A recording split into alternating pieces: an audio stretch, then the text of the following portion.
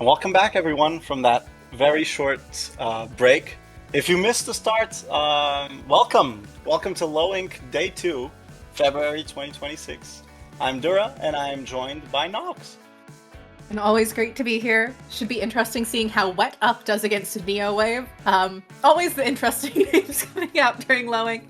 We'd love to know the origins of WetUp. Feel like it probably just came from some wild conversation in a VC on a hunch. Look, I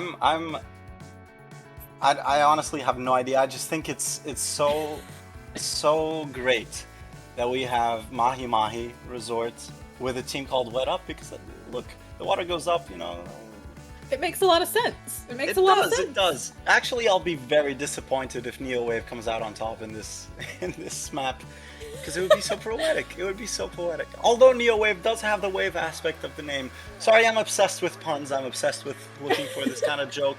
I know it's terrible, but bear with me. We're here for another hour and a half. I will say, WetUp hasn't dropped a single map yet this tournament, and admittedly, Neowave has dropped one whole singular map, so it should be a pretty evenly matched game. Always exciting. Though to be fair, I don't know if you get to make day 2 of Low Ink anymore unless you go 6-0 day 1. No, they went 5-0. Okay, never mind. Oh, I wouldn't 5-1. get past that. The times have changed since we were both players. Anyways, Oh, here we we have a go. heavy edit! There you go. We were talking about heavy earlier, but heavy edits against the Neo Leader, especially in a map like Mahi Mahi Resort, is going to be so hard to play. Vamp King Yes. here taking such a great position to start. And look, Neowave is just on their back foot instantly. They do have the tactical online, and they have the crab tank as well, but Wet Up using their own specials and getting the pick on the edits. I don't think this will be that easy, especially with the map fully unlocking all of its terrain. This Carbon is ready to shark and get that pick before that Reef Slider kicks in. Wet Up in a great position right now, Nox. Definitely, although that Zuka came out, did manage to find a pick. Just the Dreadringer left up on the side of WetUp. Should be able to get cleaned up here, walking into the path of about 4 people, but finds a trade with the other Dreadringer in the process. Paint being laid down by Neowave. Love to see how much they're painting up the map here. And this Dapple getting into such an aggressive position. I love to see it. Oh, the Dapple absolutely getting countered by that Inkjet. Thought they were going to get that pick. The Inkjet doing wonders for Wet Up as they retake the map and they retake the map control, the entirety of mid. Neo Wave again trying to farm their specials. They are waiting on that tactical, which should be coming out now, but with the Dreadringer going out and with the enemy Dreadringer getting a pick along with the Carbon, that is such a great cleanup from WetUp. It is, and I'd also like to just talk about WetUp's comp for like half a second. It's so aggressively focused. It's almost low paint, but they're holding it together with that Dreadringer pretty much alone, because Batbrella is going to be focused on Inkjets a lot more than paint. The Reef Slider coming out here to try and neutral for Neowave, not quite able to since that patch changed it just a bit, and WetUp making this game cleaned up beautifully. Yeah, as soon as the enemy team pushes or gets the zone counter down to 30 within not even a minute of the match, you know you're in trouble. You really do. And the fact that Wet Up managed to retake the zone in mid so easily and so fluidly, there was really not many hiccups with their play. Neo Wave is they're in a tough position right now, and honestly, I'm not too sure what they can pick to counteract this kind of play. I'm not fully sure either. They definitely need to. It's partially probably that they just need to lay down more paint to really prevent that Carbon from being able to do what they want to do and focus a little bit more on taking out those inkjets when they happen, because those inkjets coming out of that Brella were absolutely brutal every time. It made it really hard for Neowave to move when they needed to and do what they needed to do. And then there's also that issue of E-Leader versus Heavy that you were talking about, of Splatlings just don't thrive into that. Not at all. Not at all. Which is why I really want to see a map or even a game mode that really turns the game on its foot or turns the E-Leader, sorry, on its head. And look, tower control is the one of the modes that can do that, because with the E-liter can still thrive there. it can, but hear me out.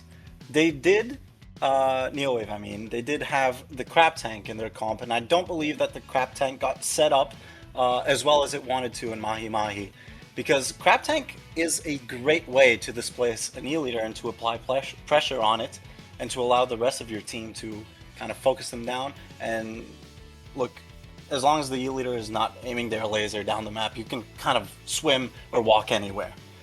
In tower control, place that crab tank well enough, and the E-liter is suddenly not a problem, and you can move the objective to the enemy spawn, no problem. This is true. That is definitely an option. My one hesitate. I'm just a little surprised that they didn't want to go to Clam Blitz about it, but also that's me being a little overly reactive to it, probably. Mm-hmm. Oh, you want to play a charger? We're going to Clam Blitz. Have fun in there. Mm-hmm. Just because they oftentimes struggle more with those more mobile modes. Yeah, but admittedly, an extreme measure to take. Even Rainmaker would have been, in my opinion, also a better pick. But I'm just happy that we're not going to watch a Splat Zones game, because that would have been really hard to break through WetUp's defenses. Yes, it would have. Definitely not the ideal for them. It'll be very interesting to see how this goes. And another tried and true, TC Mako Mart. Nothing shocking to see come out. At least it's not TC Inkblot. I'll take it. Look, should be really good for that carbon on WetUp, though. That's a big concern there for me. That's exactly what I was gonna say. Like we've talked about the pros of TC, but let's talk about the cons of Mako Mart for this team. The carbon is going to be a problem, and the inkjet, if WetUp chooses to keep the inkjet in their special comp, is going to be really hard, especially if they get to pushing the inkjet on the top right. If you're respawning on your top right, that can be brutal, and that can just lock out the entire right side if you want to push it. Yeah, it's an interesting stage pick to me. It's one that I'm a little surprised to see. It feels like they might be picking it because they're very comfortable on it, which is a very valid reason to do it. But the problem with your comfortable pick being Mako Mart is the other team is also comfortable there. I think counter picking is really interesting because it tests a couple strengths or a couple things that a team might need. One of them is adaptation, ability to adapt, and that of course is a consequence of being able to identify the enemy team's weaknesses, and then it's just knowing what you're comfortable with and comfortable on. And maybe, as you said, this is a comfort pick for Neowave. Yeah, which is interesting to see. We're also seeing an Octobrush come out, not something we see all the time. We are seeing a switch over to Vibrella, which has that Ink Strike comp, which has that Ink Strike. And we are also seeing the Crab Dreadringer coming out here, which is from both sides, not something we see very often. Mm-hmm. I do like the Octobrush pick because this Zipcaster might prove itself to be really useful against the E-liter, but what's really not useful is going 3 down within 20 seconds of the match, Nox. This is looking very, very dire for Neowave. It's definitely looking rough, to say it lightly, although getting that Brella taken down as the last one up was very impressive on the part of the heavy edit, very useful there. And an interesting spot to crowd tank from, doesn't seem to have gotten them the most space, but did help them get a couple extra points on the tower. As we are in a 2v2 situation, and they're going to have to try and fish out this carbon. Once again, it just feels like they're going to struggle a bit with that, because they don't have any way of keeping enough paint down to keep the carbon from moving around, or marking the carbon to know where it is. Incredible use of the triple ink strikes from the Brella on WetUp, allowing their team to keep mid, or at least try to defend it a bit more, but Neowave responds with very, very good special usage. I saw that Zipcaster getting thrown out, and I saw that Crab Tank as well, with this Reef Slider from Wither, trying to take that top right, but doesn't really do much, and now it seems like WetUp, they're saying, hey, it's our turn to pop our specials and to try to retake mid. No picks yet, with the Crab Tank from Neowave getting popped and Wither getting 1, maybe 2, no, just 1. It's very neutral right now, Nox, and either team could come out on top from this exchange. Yeah, it's very much so one of those neutral situations where we're waiting for a team to find a way to break the ice, This is where having that E-leader can come in especially helpful. If the E-leader hits a really solid shot onto the other team, it can completely open up the map in a very aggressive position right now. So bunched up, the Zipcaster coming out might be able to find all three. There we go. Wither moving in excellently, and that's exactly the kind of thing you need there. And they do manage to find the Carbon. The edit's the last one up, but that's okay. They'll be able to get jumps in with this cooler. And now we need to see Neowave spread out quickly, because the big issue there happened because all of WetUp was so incredibly on top of each other.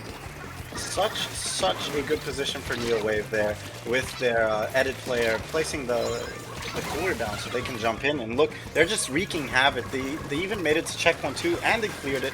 Wither here with their special, trying to get a couple picks. Oh, that is so sad, but it doesn't really matter because they've pushed to 15. That is very, very respectable, and that might win them the game as Leo gets another pick, just dancing around the enemy spawn and acting as a beacon as well. Only the Carbon gets the pick. WetUp. But Wither cleans that Carbon right up. I really love the amount of stall Neowave is doing right here, really encouraging them to maintain this control. And not giving up more space than they need to, which is fantastic to see. Another tactical coming out from Neowave. I like that, trying to keep mid, but WetUp is playing so passively right now, and it seems like Neowave doesn't want to challenge that at all. Look, they're in control of the game. They have the lead right now, and a very solid one at that. King getting set up on this left side. This could be quite dangerous, but the specials seem to be in favor of WetUp right now. If they get a pick right now, they could be in for a leading push. That Reef Slider doing an excellent job, though, of disrupting the tower, allowing Neowave to try and set up a little bit more. Hyperfresh in such an aggressive position, now going to be able to poke at this Brella on the tower as the Dreadringers are duking it out in spawn. The Carbon having to just back off a bit, does get picked off in the process. Leo doing an excellent job still with that Ink Brush, creating disruption, and they keep doing one of the things Neowave is doing an excellent job of this game is creating situations where they're pairing up on singular members of WetUp, creating those 2v1 situations they'd love that are so great to see. Yeah, and to that point, and to your earlier point, the aggressive positioning from the edit there allowed for a jump in, and they just crunched the enemy team. There were 2 players on each side of the tower, and only 2 players acting as the rider and someone pushing their spawn. And Neowave, as you said, playing as a team a lot better than WetUp the second game. Yeah, it feels very different than that first game did, where WetUp just knew exactly what to do on that zone, on that stage. Whereas Neowave seems very comfortable here. Admittedly, the Carbon has had some pretty solid moments on this stage. It is very much so a great stage for Carbon. King finding a great pick there. Are they going to be able to set something up to make this happen, though? There isn't actually a checkpoint difference left, so it is very much a chance that WetUp could do it. Yeah, but with Wither trying to jump the tower and only a Neo-leader there's not much you can do. We're going to game 3, everybody. And Neowave here, I want to say, backing up to what we were discussing when we were looking at the counter pick, I think really this was a comfort pick. Because, like you said, it seemed like they knew exactly what to do, just like WetUp knew in Mahi Mahi. Definitely, I completely agree there. Admittedly, WetUp lucked into theirs a little bit with how Blowink map list works out of memory. Admittedly, I forget rules the second after I read them, which is why I'm no longer a player, and why I don't TO. But it'll be interesting to see what comes out here. We could definitely see a return to tower control potentially out of WetUp. That actually wouldn't shock me. It would shock me to go back to the same stage, though. Oh yeah, it definitely would. So, my first thought here is, how can I set up one of our key players, which is either the E-leader, because it can just lock out the enemy comp, barring they don't pick the Octobrush, that can just Zipcaster on my backline the entire game, which would suck. Or option B, how can I set up my Carbon player to make a play? And maybe the answer for the Carbon is so much ink on the ground. Oh yeah, so much ink on the ground. And you said ink, I thought you were going to say Inkblot, and I was going to be Radiant, because that was my point. We can't go back to, we can't, it's always Inkblot. Look, Nox, sometimes... It can't always be Inkblot. Sometimes we need a break from Inkblot. Sometimes maybe Inkblot should get to retire for a month. Right, but sometimes life calls for you to be in a place where you don't necessarily want to be in. And guess what? Life happens, whether you like it, wherever you are. This is true. But I will always complain about Inkblot TC and Zones Mako Mart, and this will stay the same until we see a month-long break from them someday. Well, it seems like I'm opening up year-long scars from Splatoon 2 that I really don't want to touch on. We've seen the stages equally as much in Splatoon 3. That's why I fuss about them. All right. Well, I don't know. I just felt a little bit guilty because I did abuse Stingray quite a bit. Oh no, Stingray's fine actually. Okay, you're not ready for my takes. Thank God, thank God. Well, Nox, let's save our takes for after the set because I'm sure that would entertain a lot of people. From what I can tell, we must have some pretty wild ones. Yes. But right now, Rainmaker Museum d'Alfonsino. What do you think about this map pick from WetUp? I think it's a solid one. They have an E-liter. It's definitely a great E-liter map. The Rainmaker might be a little more challenging for it, but they'll have a great range advantage. There's lots of ledges for their Carbon to play around. Dreadringer can help with those ledges. I still am going to wish that they had something that did a little bit more turfing to go along with that Dreadringer, just because that Carbon and E-liter combo does so little to paint for themselves. Mm-hmm. Oh, they could also pull out a Splat Charger here, since Inkvac has been seeing more play in Rainmaker specifically. Yeah, that's exactly what I was going to suggest, because while E-liter is great on this map, Rainmaker and E-liter, it's just something that in my head doesn't really make any sense. And look, I used to be a Charger player. It can feel miserable to be the kind of weapon that tries to maintain the stability and to control the pace of the game in a game that just naturally outpaces you. Yes. Rainmaker is so fast. It can be so aggressive. I know we also love to talk about how Rainmaker devolves into stall a lot of the time, and sure, but you have to do the fast part first. Yeah, definitely. So let's look at these team comps. We see a heavy edit and Dreadbringer and still the Octobrush, and now a Snipe Rider. I love that, as well as the Splatana Wiper. This adaptation from the Carbon. Yeah, this comp seems a lot more mobile from WetUp, which I do love, and I believe them, or I trust them, since this is their map pick. Yeah, it definitely seems like it's well thought through and well prepped.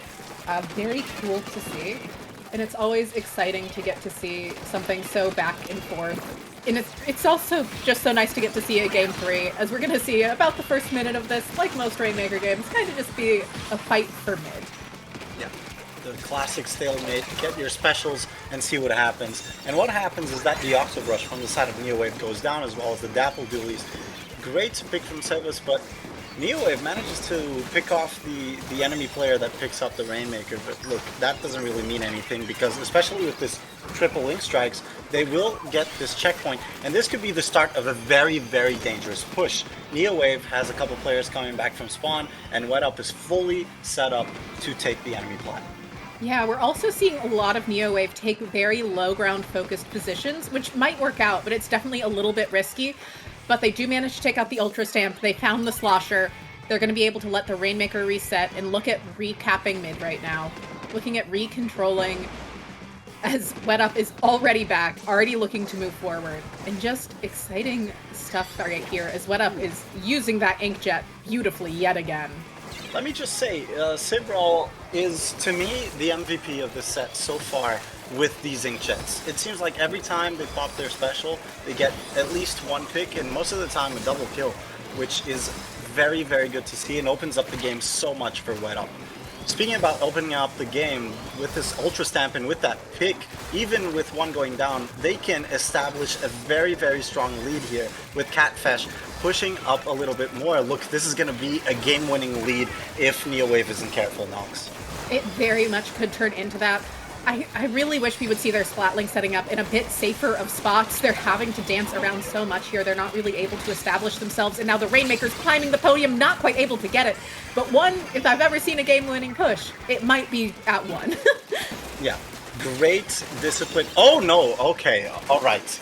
I was about to get a heart attack on behalf of Neowave because that could have been tragic. Finally, they're uh, they're stabilizing. All they They're need stable. is to get mid. They have the Zipcaster ready to displace the enemy charger. As long as Leo doesn't get splattered right now, they need to get this slosher out of mid. And finally, they're moving up with this tactical cooler a lot safer.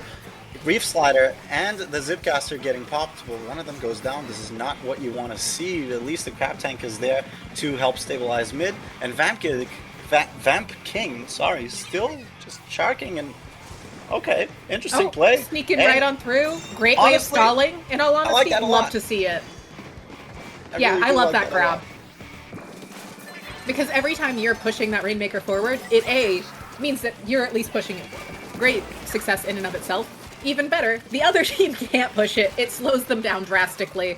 And it's really making it so Neowave can't move up and get mid painted, which is just not a situation they want to be in. They need to reclaim mid. And they've yet to ever really have it established for themselves throughout this game. You know what I'm seeing, Nox? What I'm seeing is a WetUp that is very similar to the one we saw in Mahi Mahi Resort. They're playing extremely well, extremely patient, capitalizing off of Neowave's mistakes and trying to get them to push up. We're seeing a lot of crab tanks getting absolutely nullified by a well-placed bomb because it might have been popped in an overextended area. We just saw it right now with these triple link strikes. And they're controlling the pace of the game so well right now. Look, every time Neowave tries to set up a push or even pick up the Rainmaker, it seems like they get shut off instantly. Vamp King getting that assist there. This is such a good position. I really doubt that Neowave can pull back. I think it will be a major struggle for them. It'll take Leo probably doing something spectacular with the Zipcaster, now trying to, but gets picked off by the pencil, which is probably exactly who they were aiming to pick off. The Rainmaker in a nightmare of a position for Neowave to try and do anything with. We're seeing the Crab Tank finding a pick. 2 players are down for WetUp. Wither in an excellent spot to be an absolute menace, but their Reef Slider gets shut down. And yeah, you're right. I don't see how this could be done without some major mistakes on the side of WetUp. No, especially with the Rainmaker in that position. By the way, how did it get up there? Oh, you can jump and put it there, and it's about the meanest thing you can do. It is, and that's about the meanest way I've seen a set end, because that's just disrespectful. There's no need to make that kind of statement. Well, it's a great way of ensuring that you'll win. It's about the safest spot you could put it in. It's kind of like taking it over to left side on Inkblot Rainmaker was an S2 of that's rude. You shouldn't do that, but it is a way to guarantee you'll win once you've got the lead. Well, I hope that Neowave can recover from that, honestly. No, but I'm sure they will. Joking aside, Neowave played extremely well, especially in that second game, but it seemed like WetUp was just in control, at least in the first and third map especially. They were just in control. It seemed like the game, they had written out a script on how the game would go, and everyone was just playing their parts and playing it well. Absolutely. It was beautifully played, really well done. And I'm interested in seeing what WetUp does throughout the rest of this tournament because they're playing extremely organized when they're on their game. Let me just say, from the 2 sets that we've watched so far, there was a clear winner in the first one. Pico de Gallo seemed very organized and like they knew how to play as a team, which was great. But WetUp seemed like the immediate upgrade of that, because the way they played was just absolutely perfect. Their special timings, their patience, the way they baited the enemy team into pushing and using their specials at times where WetUp could punish them for doing so. It's great, and honestly, I know this is only quarterfinals, what we just watched, but I think WetUp has a real chance of winning this tournament today. Well, and to be fair to Neowave, they just took the first game off of WetUp that's been taken all tournament. WetUp has been playing really well. I'm once again, very intrigued at seeing how they do against Pico de Gallo, although on a hunch, that one we're probably not going to be streaming.